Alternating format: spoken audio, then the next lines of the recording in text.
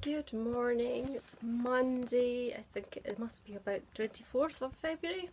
It's rather snowy, well, sleet here, very wet morning. I'm just sitting up at my desk at the moment, writing out some envelopes and packing some orders. Sourdough loaf number 2 is in the oven as we speak, and I'm getting all sorts of nice smells. It rose hugely, so I hope that Tilly's just walked past there. So I hope that it's not too full of air this time. I'm not quite sure what the ratio to bubbles and dough is or what it should be. So yeah, the last one had a big hole through the middle, so when you were having a slice it meant you weren't actually getting much bread. But I know the whole point of sourdough is that it's very airy, so I'm not quite sure where the happy medium is. So this one has gone huge. So be interested in when I cut that one open. I'm cooking it this morning so that it's ready for lunchtime. I need to go to the post office, and I also need to go and do some grocery shopping, which is a big pain in the bum because it's time out of my day that I could do without, but we need food, so I have to do it. So I'm going to go to the post office on my way to Asda. I'll be in the car, so that's not so bad. I'm currently filming this on my iPad, so my arm is currently going very numb. I've left my phone in front of the oven to do a time lapse of the bread so that hopefully you can see it puffing up, because that'll be quite cool. Not my original idea, I did see that on the video tutorial for the bread. I will link to that below as well in case anyone wants to try the bread, and I'll also link to the sourdough starter recipe that I tried, and also the one that is on the bread recipes site, because that's a different one, and that one has no waste with the starter, no discard. So in hindsight I would probably have tried that one if I had done a bit more research. I know that one person at least is giving that one a go at the moment, so I'll be interested to see how that one turns out. Yeah, I think I've got another 10 minutes or so until the timer goes off, and I can go and check the bread and give it a tap on the bottom, see if it sounds hollow. I think my last loaf could have done another 5-10 minutes in the oven, so I'm not going to take this one out too soon, although it has gone really dark on the top, so I hope it doesn't get too burnt. I'm not sure why it went so dark so quickly. The oven was the same temperature, so I can only assume it's something to do with the bread dough itself. I have no idea. I'm just going to get on with packing these orders, because as soon as the bread comes out I can go to the shops and get that over and done with.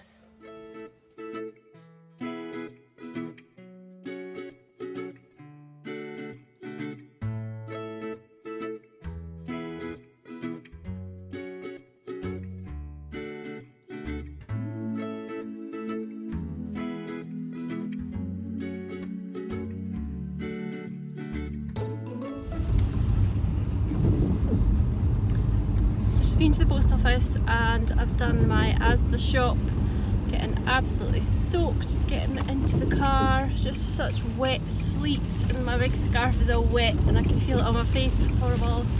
Can't wait to get home. It's about 12 o'clock already. I don't know where the day's gone. I'm gonna go home, and I think I may as well just get lunch, and then after lunch hopefully just get a good run at some sewing. That's going to be a good lot of cutting out first. I've got loads of pouches to cut out. I've had a lot of custom orders for those who have been waiting for a couple of weeks, because I just had to get my boxes done and other things done first, but I'm now ready to work on those. The cutting out bit kind of takes more time than the actual sewing, so I'll probably pop on some vlogs, catch up with some other people while I do all the cutting out, and I'll have a big pile ready to sew tomorrow, and then I should just be able to burst through that tomorrow, which would be good. It's very, very wet today.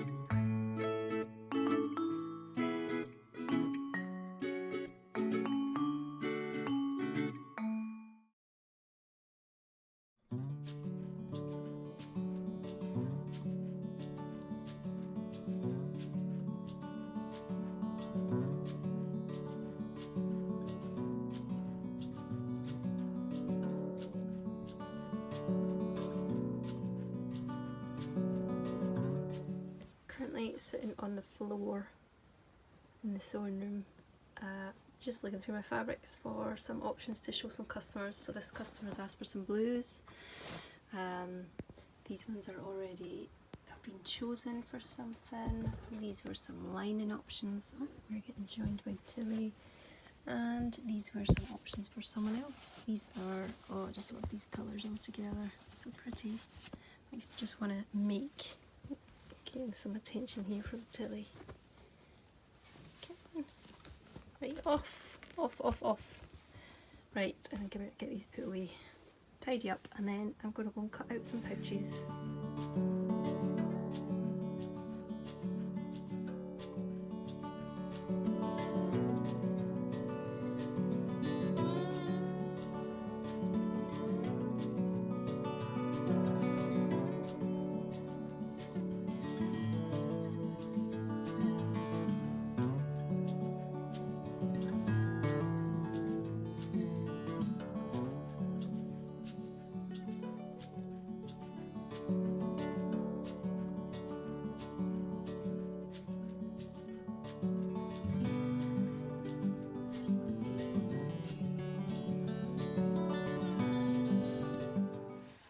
I'm just going to really quickly make some pastry so that I can make quiche for dinner. It's now 3 o'clock, so if I make it now, it can go in the fridge for about an hour until I'm ready to make the quiche, and it's really simple. So for just a normal sized quiche, I'm going to take 4 ounces of flour, plain flour,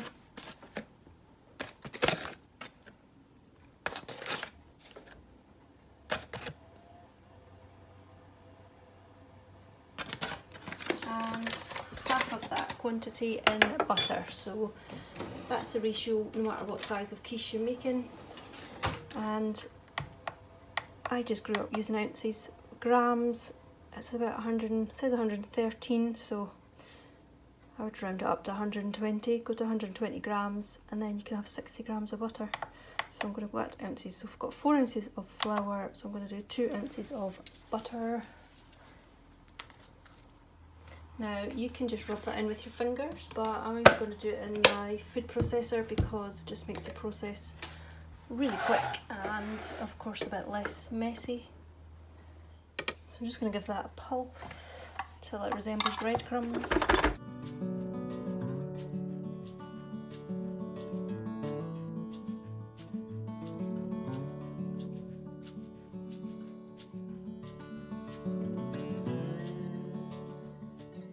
That'll do, there's no chunks of butter left, so I'm just going to switch it on and pour in some cold water until it forms into a ball.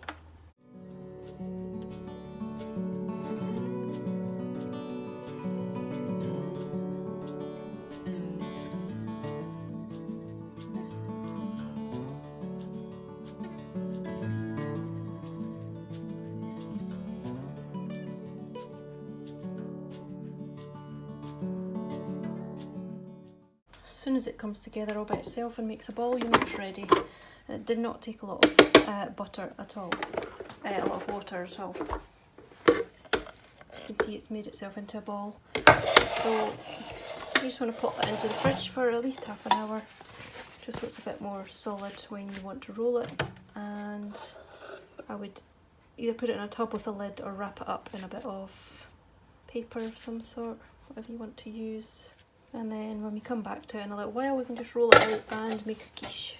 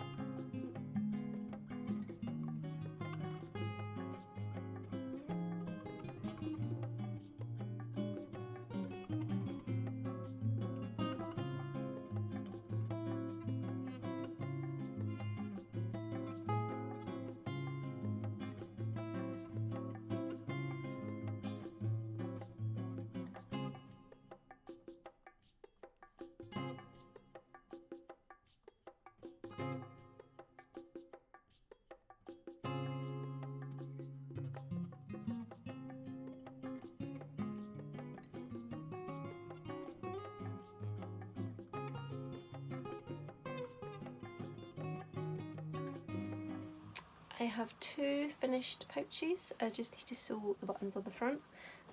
This one, the customer chose the fabric and she asked me to choose a lining fabric. I absolutely love it, but I'm not going to show you because she might be watching. I'll take a picture and I might take a bit of video so that I can put in to show you after she's received it, but I really like this. I love all the cathkids and fabrics on the pouches. And this was another one, a custom order as well. I've got a few more to cut out and sew tomorrow, but the pictures that I was taking of the fabric this morning, I've sent them to the customers, so I'm just waiting on a couple of them getting back to me to tell me what they would like. And as soon as they tell me what they like, then I can make those ones too. So it's probably just after 4 o'clock. I'm going to go and prepare my quiche now, I think, so that I can get it in the oven. I'm going to have, it's going to be bacon and egg and in the quiche, and I'm going to just make up a pasta salad, I think. Just simple pasta with whatever I've got. I've got cucumber, tomato, probably cubes of cheese, sweet corn. I'm just going to mix that in with half mayonnaise and half Greek yogurt. And I've got some salad leaves as well, so I'll just serve it on that. And that will be nice and quick and easy, and I think everyone will eat that, so we can all have the same dinner, which is always a bonus. So I'm going to go and do that now.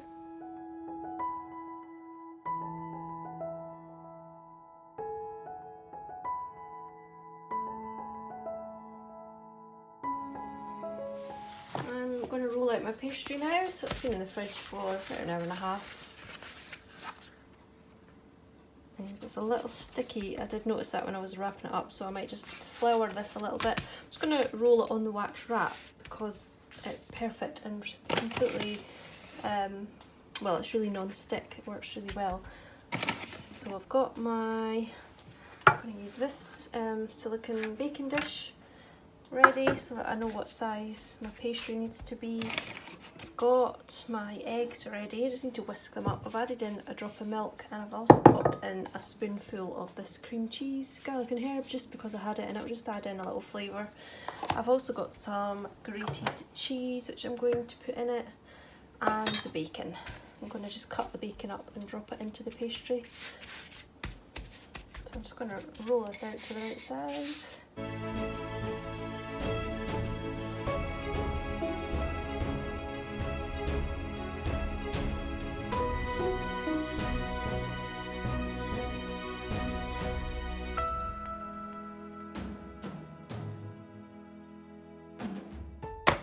There we go, that worked just fine. There we go, no sticking to the wrap either. So I'm just going to ease that into my case.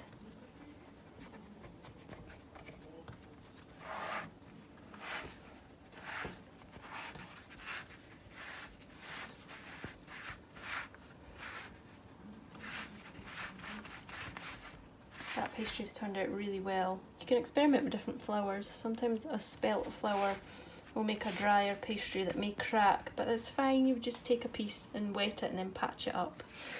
You can also use ground almonds instead of flour.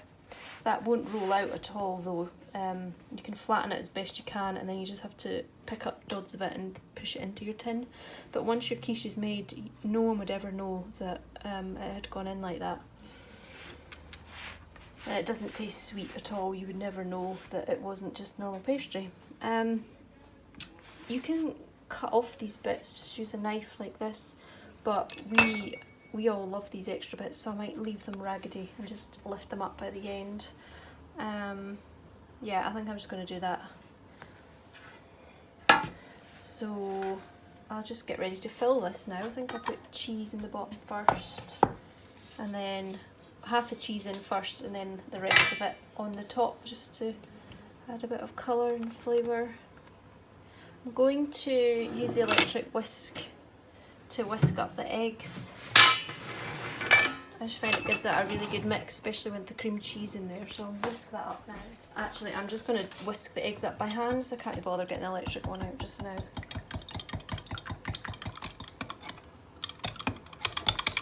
That will do. So that's the bacon added, so I can just pour over the egg.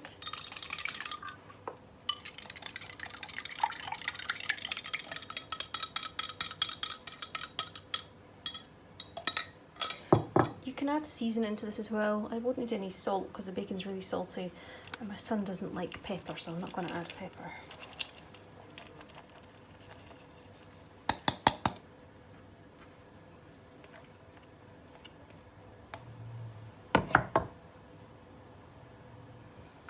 I'm just going to curl up the pastry just so it goes crispy on the edges. You could fold it right over as well, it would be like a little pie. I've done that before, but just a little crispy like that is rather nice. So I'm just going to put that in the oven now. It'll take about 25 minutes. You'll know when it's done because it won't be wobbly in the middle, and the egg will be cooked.